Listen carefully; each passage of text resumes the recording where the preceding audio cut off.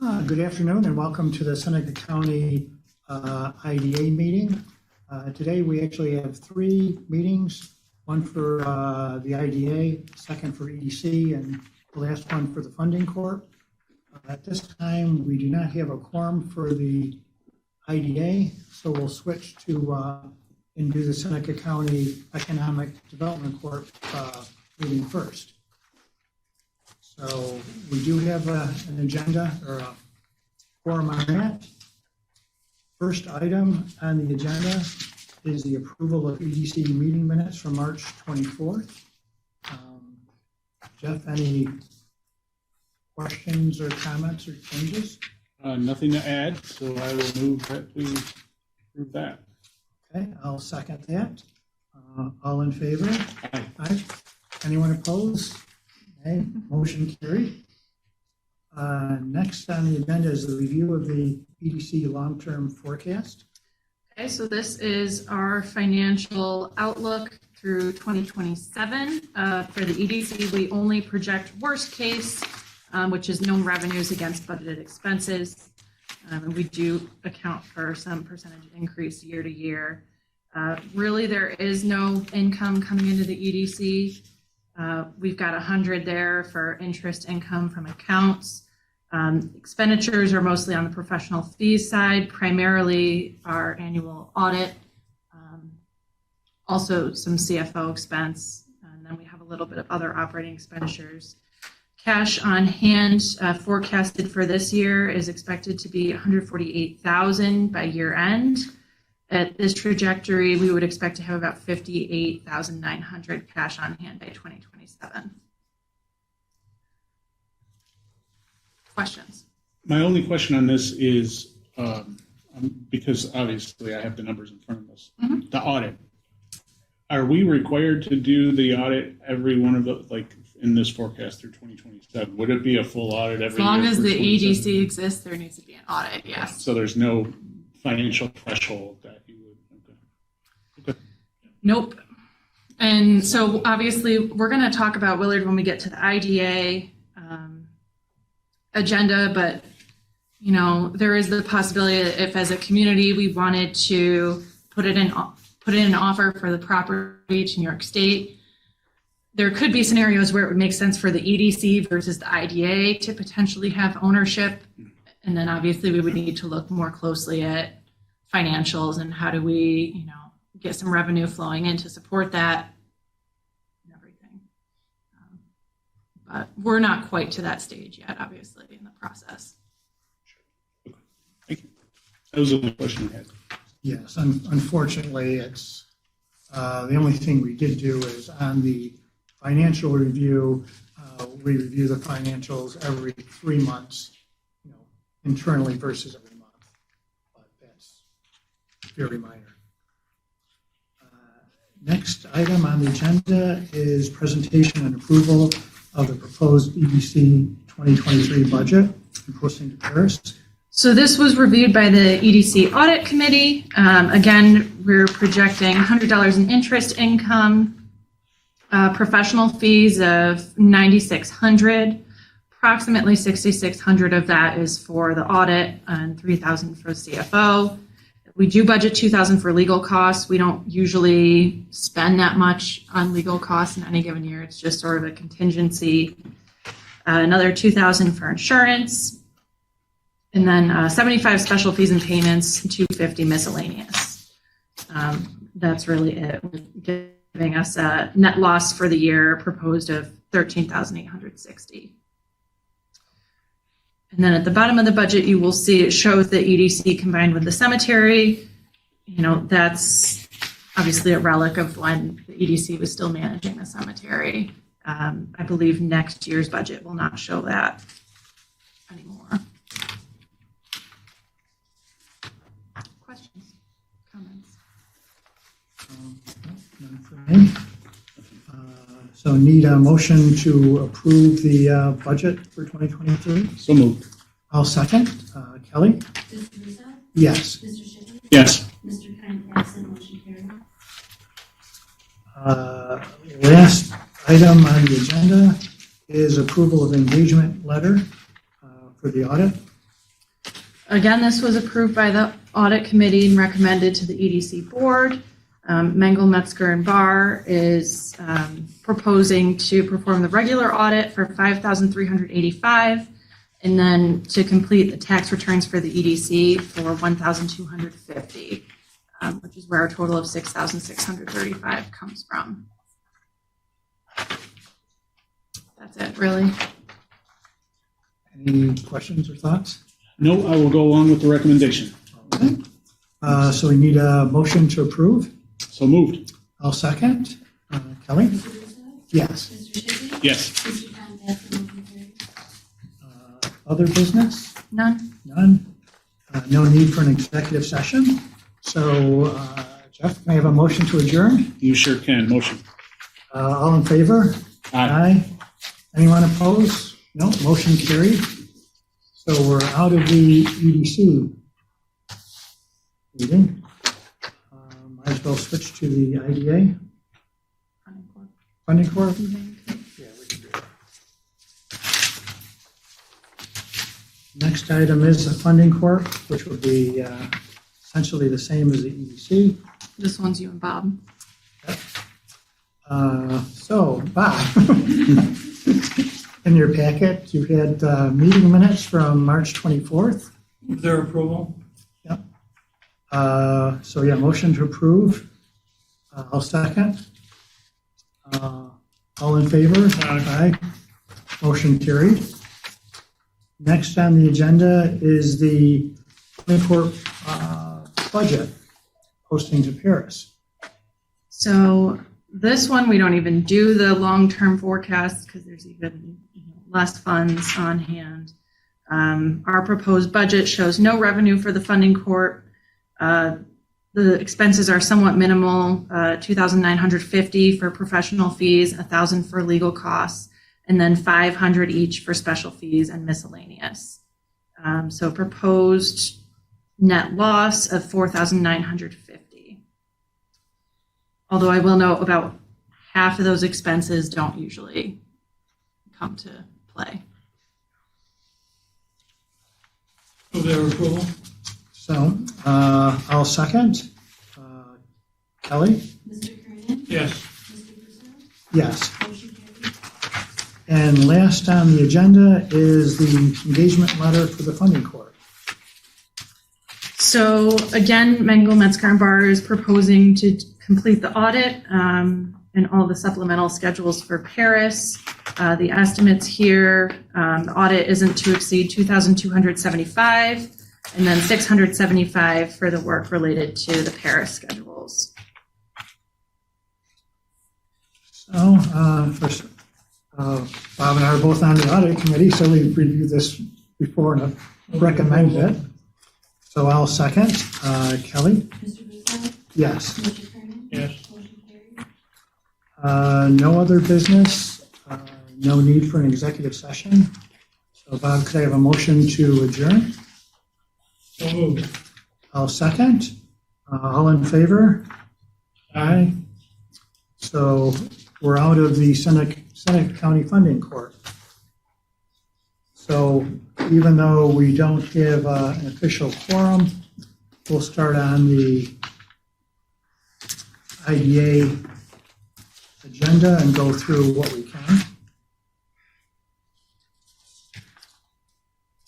So we can't do approval of the minutes, but did anybody have corrections or comments while they're in front of you?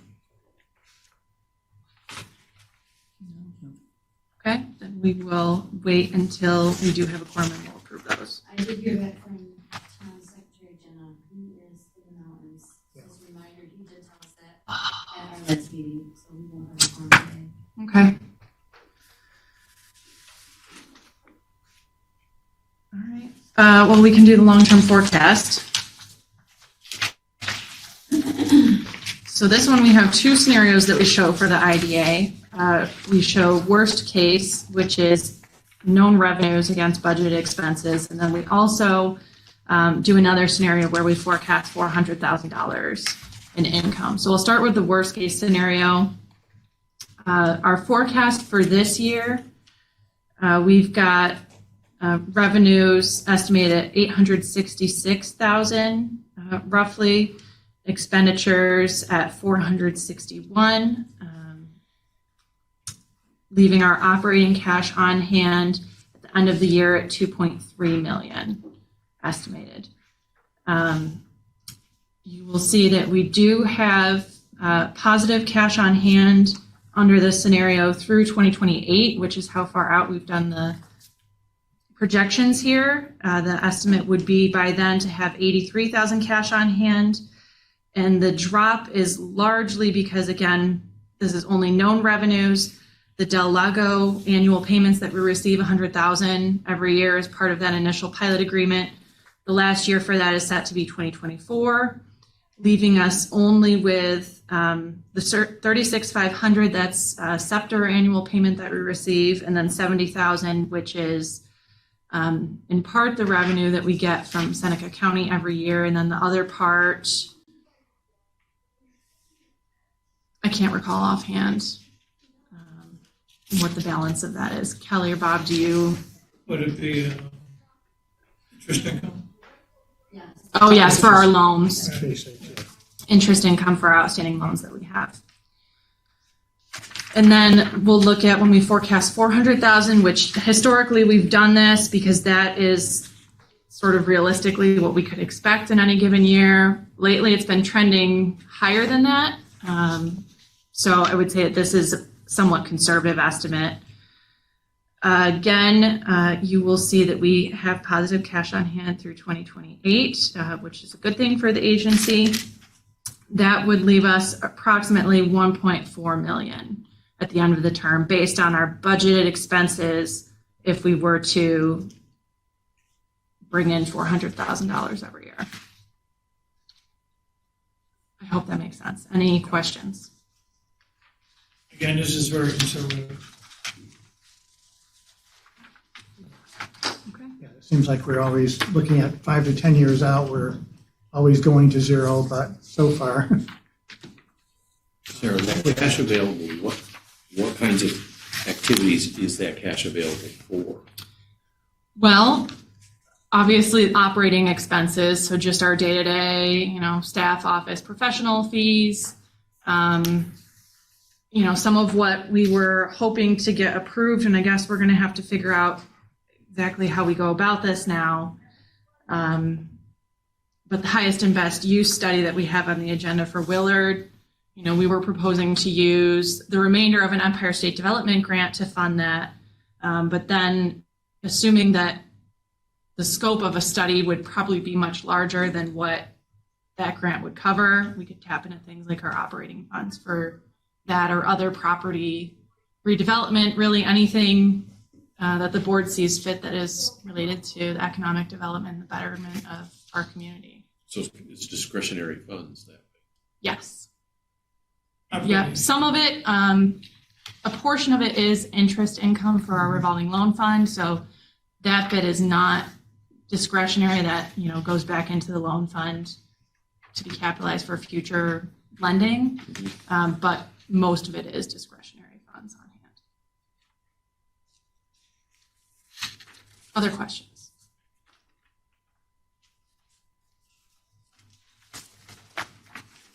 Okay.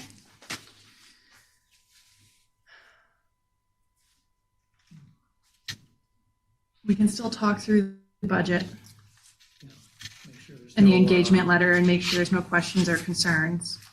We can't officially do approval of either of them at this point in time. Kelly, what is the deadline for posting those? November 1st. So we will have to have a special board meeting this month. Okay.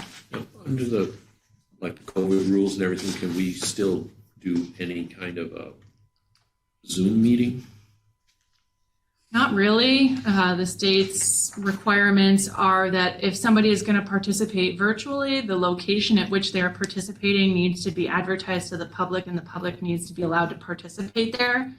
So you can't do it from the comfort of your own home. We would essentially need to have multiple public spaces. Personally, I find that to be quite limiting. I think there are ways to allow public participation, but so it's really not not feasible in the sense that it was previously, Okay. unfortunately. So I guess be on the lookout. We'll be trying to get another meeting scheduled for sometime this month when we can have at least 4 or 5 board members present. In the meantime, I'll just go through our budget for everybody that is here. So for 2023, we are estimating 1.3 million roughly in agency fees. That is in very large part due to the Trulina Solar Project, which we approved this year. We have not officially closed on it yet. They're still getting everything set with the utility before they can, formally move forward. So we don't anticipate that revenue to come in until hopefully early on in the year, but we'll see. That's really the largest portion of it. Beyond that, we have Seneca County support, which the county is currently going through their budget process. But the county manager who is here today has let us know that the request has been put in for the annual $54,000. $100,000 in rent and lease, that is the Del Lago annual payment. We've got RLF income of $11,294. That is our loan interest from our outstanding loans, but again, that portion is not truly discretionary. Then we have some IDA interest income, approximately $8,500. That's on our CDs and other interest-bearing accounts. And then we do put in here $2,000 for miscellaneous. We usually don't end up actually seeing $2,000 in miscellaneous income every year. Payroll, what we're proposing for 2023, $204,000. Benefits, $131,000. And then professional services and fees of approximately $98,900. The breakdown of that, there's a $10,000 annual allocation that we usually reserve for engineering services in the event that we take lead agency on seeker or some other type of project. $11,000 approximately for the audit, $5,000 for PR, $7,000 for accounting, $15,000 business retention, $12,000 CFO, bookkeeper $8,100, $1,000 for appraisal services in the event that we need to have a property appraised for sale or for purchase, $5,700 for live streaming, $51 internet network support, $35 for payroll, and then $15 for legal. Usually legal, we don't hit that threshold. Most of our legal fees are paid by the projects at the time of closing. So that's the breakdown there. General office, we're estimating $11,750 for that. $12,220 for admin and technical. That includes dues and subscriptions, which is the largest part of that category. That's related to any organization that we have a membership stake in. So, the Chamber, New York State EDC, Greater Rochester Enterprise, anything that we pay membership fee for is in that category. $7,000 insurance, $2,000 miscellaneous, $5,000 travel and conferences. The bulk of that spending lately, just so you all are aware, has been actually virtual professional development opportunities for staff, not necessarily physical travel. $3,500 repairs and maintenance. That's mostly the mowing budget for the Deer Run Industrial Park. $5,000 marketing and promotion. And then we do have some RLF expense in there, which would be specific to our loans. So the underwriting and any legal fees that are associated with the management of our loan program. Other income and expenses, we've got approximately $93,000 left in that state grant. That is what we'd be proposing to use to help fund a highest and best use study of Willard. And then you will see under other expense, we propose to spend that, but we also are proposing an additional $100,000 in site development, and that would be additional funds that we would put forth to support that highest and best use study. So roughly $200,000 potentially all in to do a highest and best use for the redevelopment of Willard. But that is not to say that the board approving the budget would commit us that funds. We would have to, issue an RFP and get the bids back and then approve a winning bid. More of a placeholder. Do we have a list of vendors yet for who might perform that RFP? Not yet. Not yet. So the first step will be to get something drafted. I would plan to probably work with Bruce Murray. There was an individual that he identified that is not necessarily interested in doing anything at Willard, but has experience in this kind of space and could potentially advise us on what things we should look to include in RFP. But essentially we'd be looking at it as more or less a two-pronged approach. So the first one would be sort of an assessment and appraisal of the property as is. What is there, comprehensive inventory of the site and the state of the site. And I know that New York State is going to be doing an appraisal of the property through the Office of General Services. The timing of when that's going to happen is a little bit unclear. So the more information that we can have as a community, the better. And ultimately, if we were to put in an offer to purchase Willard, we would need to have an appraisal or something done. But this could potentially, check that box. The other piece would be the highest and best use of the property. So, given the state of what's there, given the zoning, given the community, the labor force, all of those kinds of things, what would be, the ideal types of development? Because there's probably more than one, given that it's a pretty diverse and large property with, waterfront, but then there's also obviously the fenced-in area within the correctional facility. So that's essentially what we'd be looking for in a study. So based on this budget, this would be a net gain of $904,000 roughly for the agency, which again, the timing could be really positive because there is likely going to be a lot more investment needed for Willard before any real redevelopment can happen. Questions on the budget? Okay, so we will wait and formally do approval when we have a quorum. The engagement letter, we probably don't even really need to review, but again, Mengel, Metzger, and Barr is proposing to do the audit, and also we have a single audit that is done for the IDA, which is for our loan program, so that has to be done separately because it was federally awarded money. The total for the audit for this year would be $13,350.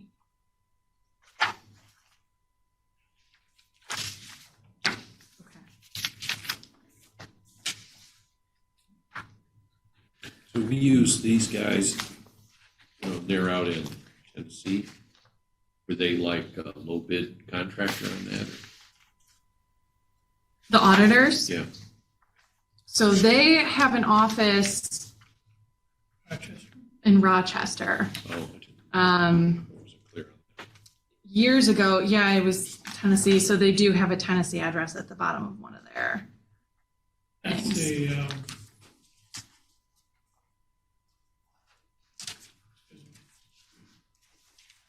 Oh, that's not the audit firm. That's somebody else. that's right, that's, Oh. yeah. So they are from Rochester. They have done our audit for a few years now. We did look every 5 or 6 years that we need to change lead auditor.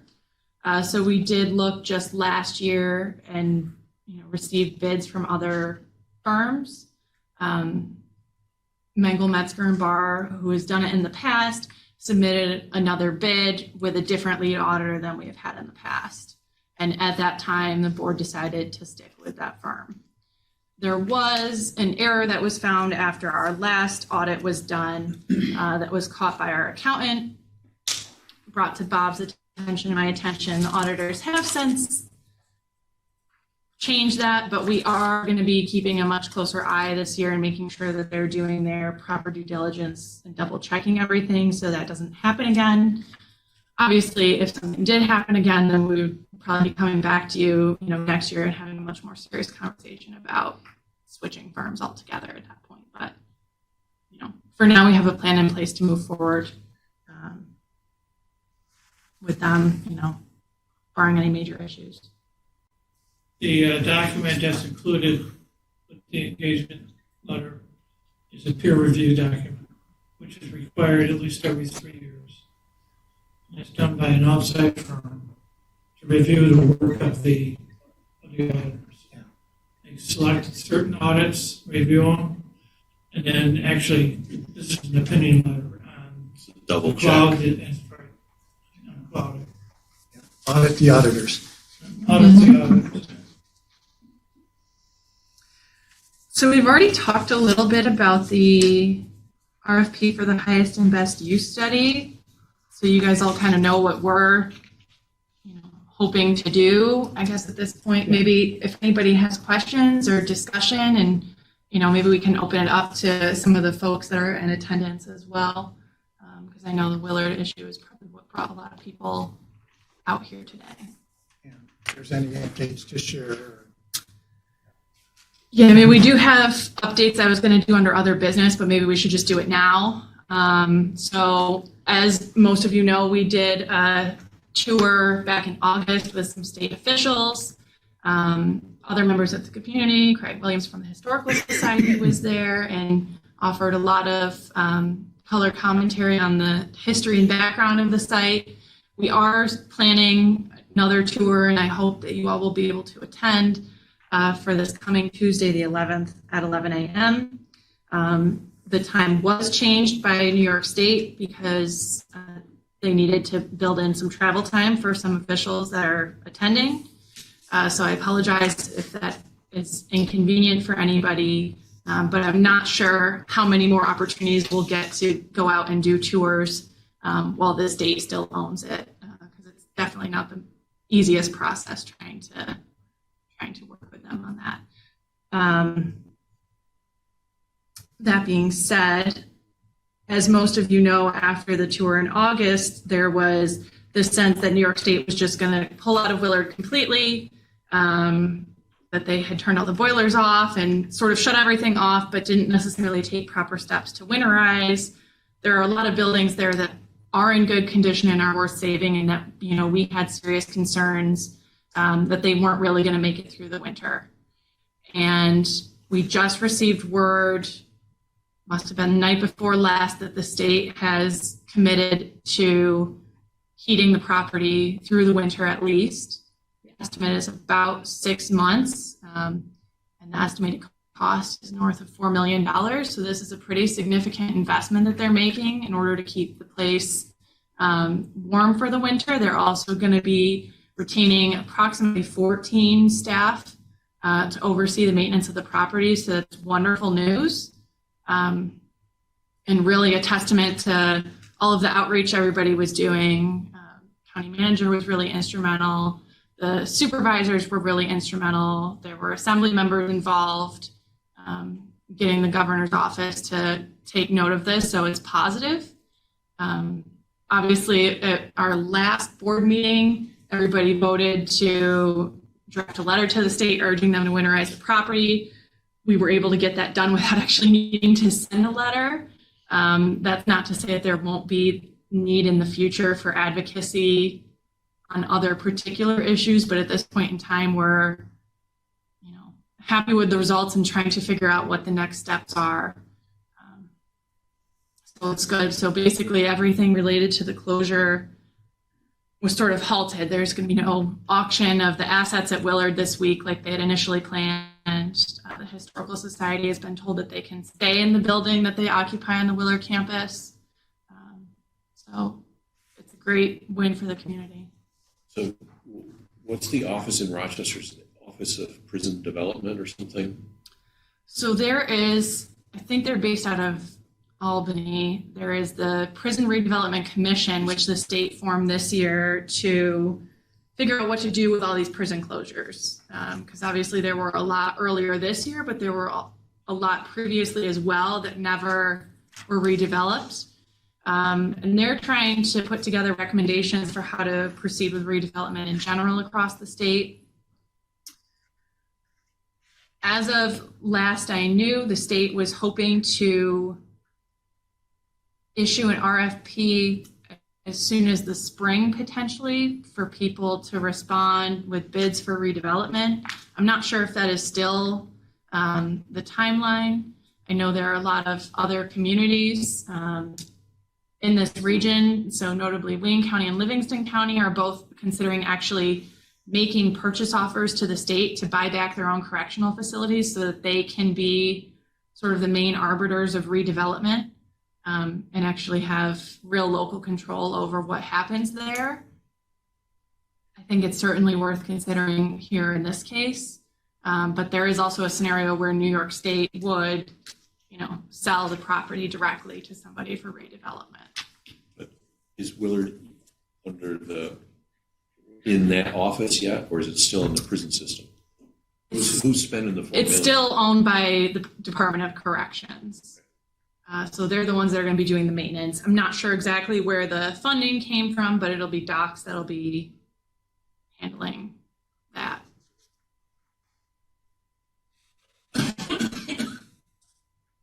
Mitch or Jeff, do you guys have anything? Yeah, I think you covered it. I would just say that, this has been a long, drawn-out process already. And we're not even close to No. the halfway point here. But just kudos to everybody that's involved, from the county to the supervisors to Sarah and her efforts and the IDA team. This was the top issue that has been the focus of One Seneca for months now. And so to see this kind of new development, working relationship development with the state is encouraging. I will say that. And from my perspective, they wouldn't be putting $4.5 million or $4 million, whatever the amount is, without realizing that this holds a lot of potential for this community. So I think it's a positive step. Yeah. So this is certainly not going to be the last time we talk about Willard. You guys are probably going to get sick of it by the end, but this is really sort of the key opportunity in this community, because it is going to be a lot of work. It already has been a lot of, time and phone calls and emails. But thankfully the state has started to become more responsive, which is a positive thing. And so, we don't want to lose that interest and that engagement. So appreciate you all and, the effort that you all are putting into this, as well as board members and community members.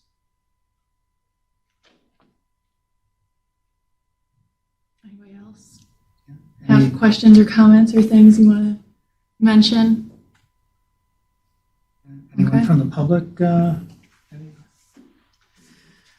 not, I've just been, hi, I'm Nia. I've just been curious as to what have been some of the proposed ideas, I guess, already, that people have toured or have thought about it, or what you hear from the community. What are some of the ideas that are on the table prior to it being studied? I just wonder what's already out there. Oh, we've heard just about everything. With the waterfront, there are people talking about like hotels, marinas, restaurants. People have talked about the need for housing in the community, for agriculture, food processing kinds of applications, healthcare, community spaces. Really, people have sort of thrown everything out there, and I think ideally any study that we do would include some public input sessions, because obviously the data and the facts and what our labor force can support are important things, but also what the community wants to see is going to be a huge part in any redevelopment effort. So I would think as part of that RFP we would build in multiple sessions for the community to come in to give their input on what they would like to see, because it really is going to be a big effort. Have you been hearing other things? I would just add the carrot in this property is the vast amount of lake frontage And that holds promise for the potential to maximize through hotel property, some sort of a draw of that resort stature. But I think Sarah covered all of them that we've heard so far. I think because of the size and complexity of the property, most likely it wouldn't be, one bid, one owner, one use. Right. It'd probably be somehow subdivided, multiple uses. The one issue, so that was one of the questions that we raised to the state recently, was about their willingness potentially to subdivide the property. The response was not the most clear, but essentially it was they would be willing to consider it, would have to take into account the utilities. So I think there may be some challenges, but obviously things that we would, want to figure out how to address, because I think ideally that property is over 600 acres. It's so vast, it doesn't necessarily make sense to have just one thing there.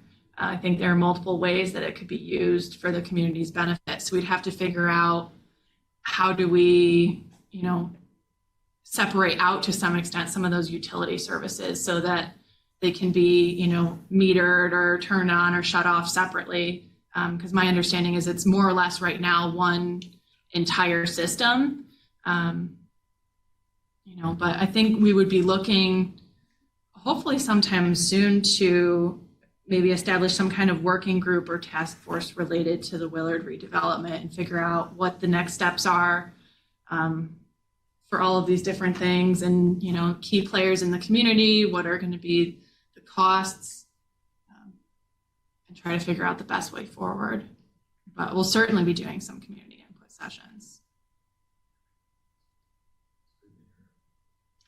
Anybody have other questions or comments or things?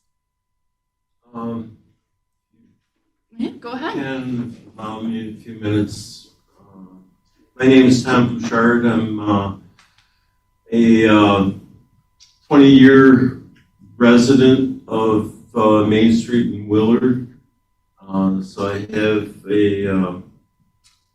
literally a front row seat as to what's been happening on the property. And so I'm encouraged by what you're telling the group today, that the state is at least willing to keep the heat on. That's pretty much a basic first step. The state isn't always practical in their decisions, but that makes sense because otherwise it's going to lead to black mold and increased costs and being able to not use the buildings. 10 of those 20 years that I've lived on Main Street, I worked at Willard in the as a correction counselor, and so I know those buildings there. Am encouraged by the program, the parole, the 13-week parole violator program.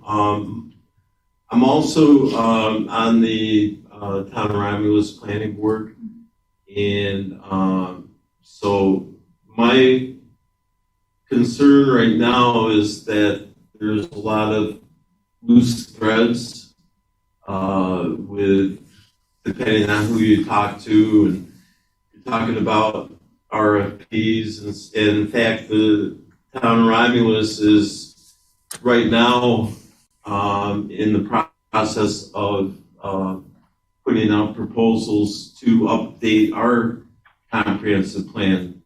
There are some plans already in place, and I think it's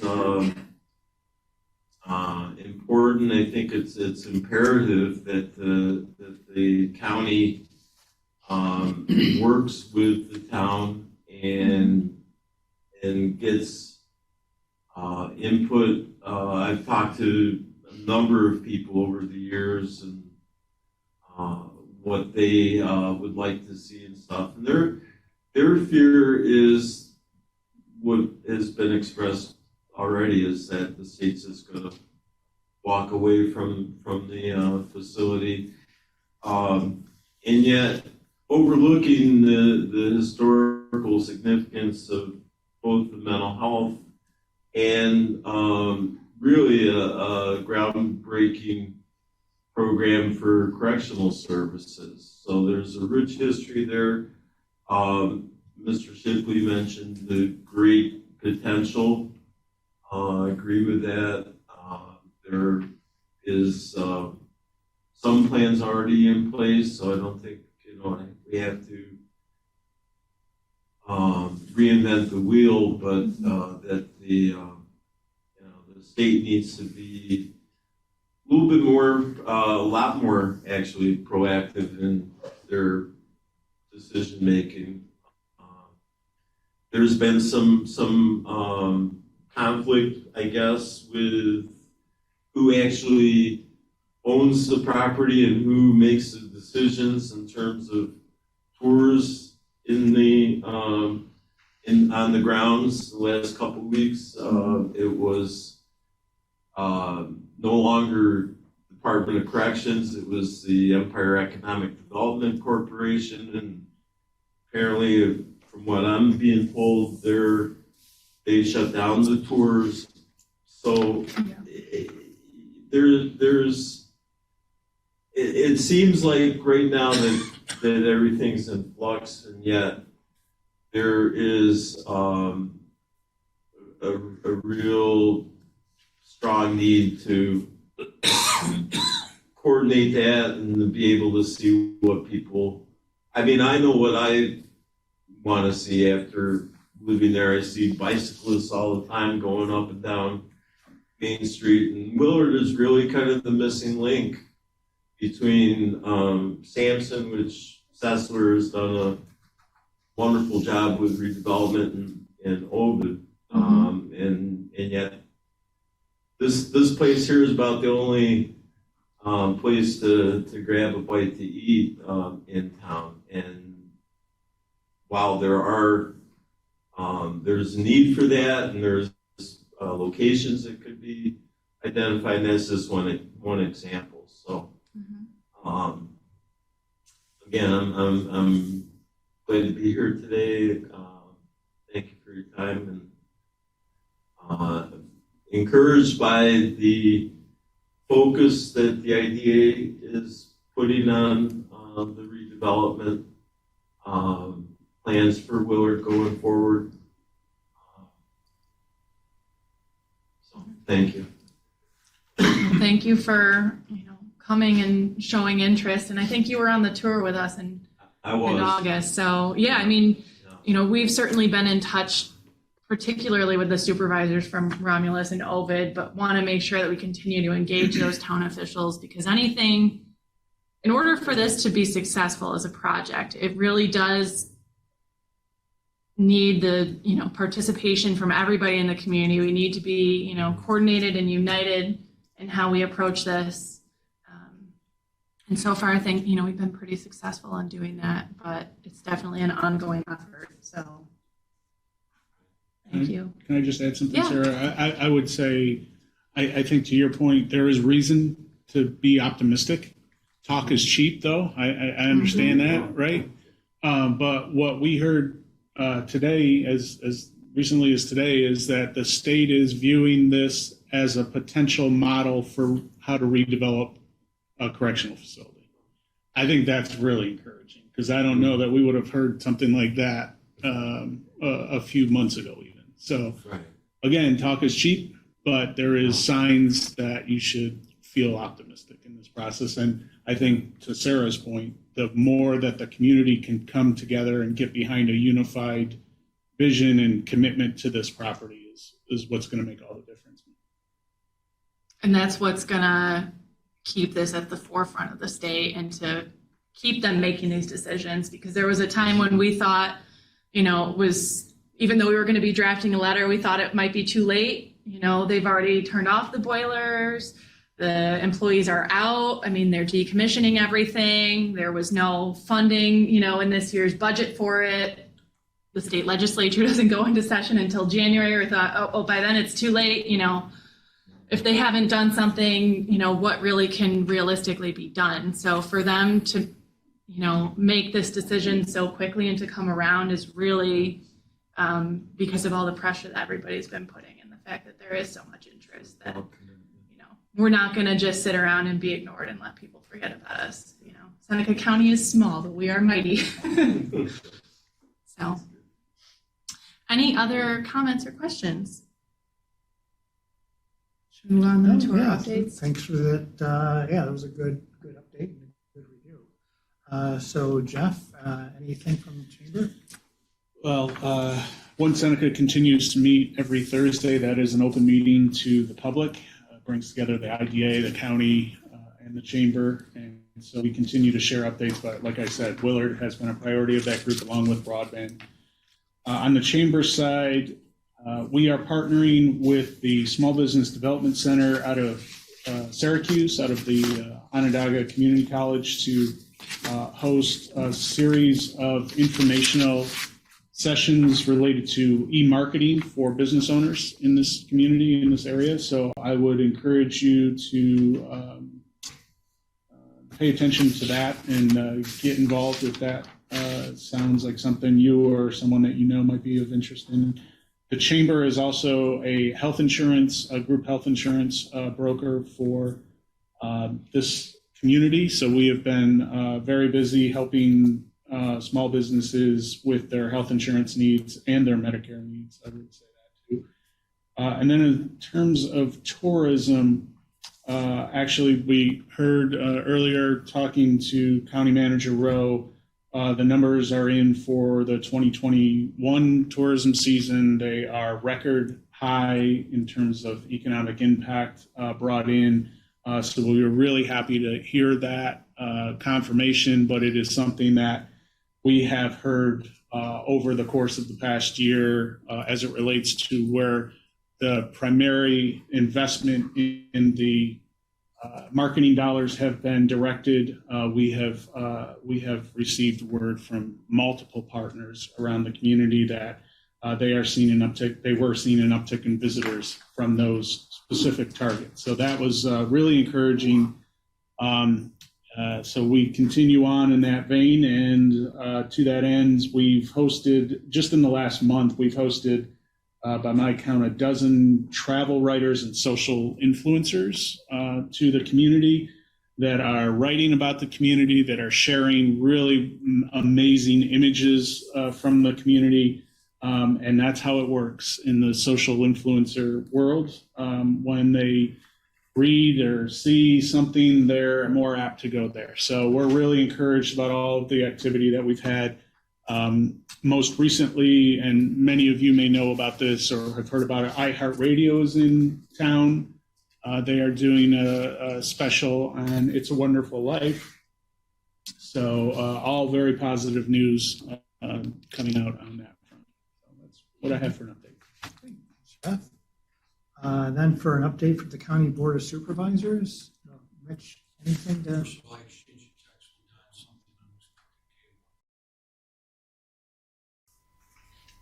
Probably two things. This coming Tuesday, the County Board of Supervisors will be holding their meeting at the Three Bears in Ovid to maintain our unique full county seat. The other thing which I'll mention is thank you again sincerely to the IDA/EDC.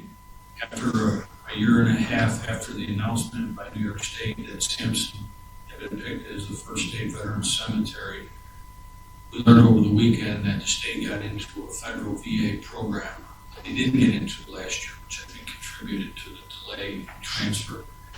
They got into the program, have been awarded $2.8 million to do additional improvements and development at the cemetery. OGS, Operating Government Services, I think the S is, sent closing documents to the county attorney. Looks like we will be closing by the end of the month.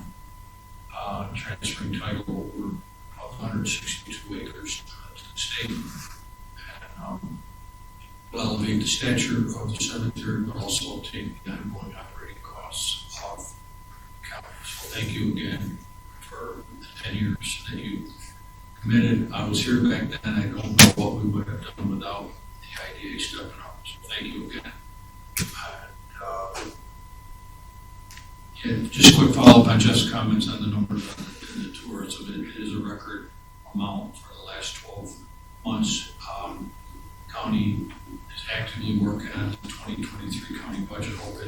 I'm hoping to be able to file their budget with the board in the next 2 weeks or so.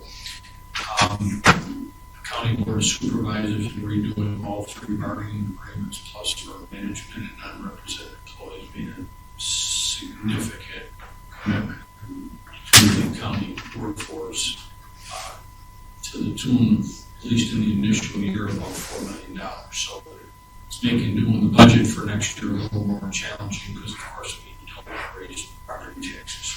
So hopefully that'll be filed soon. I did let Sarah know at the $54,000, which has been a recent amount, maybe for 6 or 7 years. It was a time when it was about 20. It was a time when the county board was looking to maybe zero it out for some of you that have been around.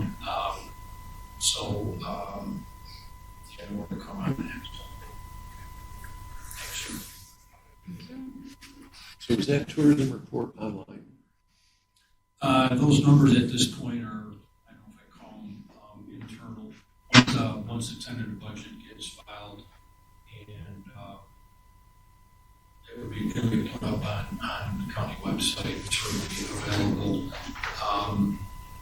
I can certainly make some information available to the IDA or to anybody individually about that. I know the trends, the annual amounts. I mentioned another one Seneca called this morning to Jeff when I came to the county the first time as planning director. The annual amount was about $200,000 a year. So from 08 to 22 and 14 years, it's kind of gone up fourfold almost.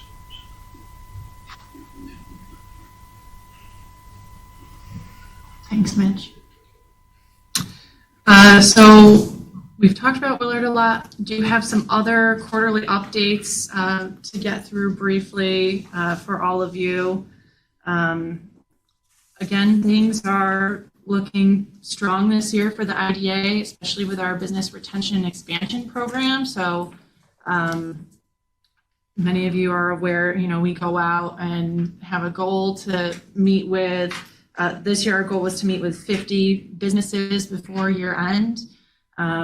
We have met with 46 so far, and that number has gone up a little bit actually since I last did this report. So we're well on track to surpass our goal, which is wonderful. We're always looking for ways to stay engaged with the business community, because that's how we know, what challenges they're facing, what opportunities we might be able to do to step in and help, that kind of thing. Sarah, in your meeting with these business leaders, what's their mood? Are they optimistic? Mostly, yes. Obviously, hiring and workforce continues to be a challenge for some businesses, primarily in the southern part of the county. It's a bit of a less dense population down there, so that is a challenge. The County Workforce Development Office has been pretty instrumental, though, in trying to help get people to fill some of those positions, and have even, worked with RTS, the transport system, to bus people to jobs and everything. So that's been positive. There are companies that still are seeing some supply chain issues sort of carrying over from COVID, but at this point most people have started responding to that by increasing their inventory. So when they're able to buy things, they're buying in larger quantities than they would previously. We are still seeing growth. There are still people interested in expansion projects. I would say that we haven't noticed yet any sort of decline in that, although obviously interest rates going up, that could change. I would say that's been a recent enough development where it's really unclear exactly what that is going to do to impact business growth. But Seeing that increases the value of our revolving loan fund It does. immensely. It does. So we may very well start to see more traction in loan fund because our interest rates are the lower of either 4% or 3/4 of prime. So I think with prime as high as it is now, it'd probably be the 4%. But that's, great interest rate. So we're definitely, trying to do what we can to help ease that burden. Like I said, we haven't seen any sort of significant drop off yet, but it could happen. And the good news is that financially we're in a good enough place that if we did see a drop off in projects, we could still, move forward, operate, and continue to make investments in Willard. Other than that, just a quick update on sort of where our projects stand. So we have one project that's received final board approval this year, which was Seneca Garden Solar. We're waiting closing on that. The Sessler project, which is 5S Development, has gotten through initial board approval, is awaiting a public hearing. The Wilkins RV, which was a project from last year, but is sort of really a new project now in its own right because they've, decided to pursue a location in Junius instead of Tyre, is awaiting the completion of the seeker by the town, but then will be coming to this board for final approval. So we have those three. There are a few others in the pipeline, and I think we can expect to see applications from either this year, although the end of the year is rapidly approaching, I've come to realize. So it may not be till next year, but overall things are looking strong on that front. We have approximately 35 projects in our pipeline as of right now. Some of those will probably never convert. Some, I think there is a really strong chance, and then there's a few others that are potentially longer term in the next couple of years. So that's kind of where we stand on the IDA side. Of the three projects that I mentioned, total investment for those is expected to be $27.5 million in Seneca County, retaining 57 employees, creating 32 new ones, and over 120 construction jobs. So just a snapshot of where we are as of now. Questions or comments? Have the people that are renovating the buildings in Waterloo, I see there's a lot of construction activity. Talking about the Main Street School? No, the old hardware store, the corner right across from the post office. Howard's. So they have not approached us. I know in the past we've done some assistance for mixed-use redevelopment in that area with Waterloo Downtown Properties and others, but we have not been approached at this time about any of the work that is happening. Their laws. But it's positive to see, improvements happening in the community, regardless of if they, need us to make it happen or not. So Yeah. more taxpayer dollars coming in for those property taxes. Any other questions or comments? Any other business? We cover that under, Willard. No need for an executive session. So what's left is a motion to adjourn. Which we can't really do because we don't have a quorum, so we're just adjourned. So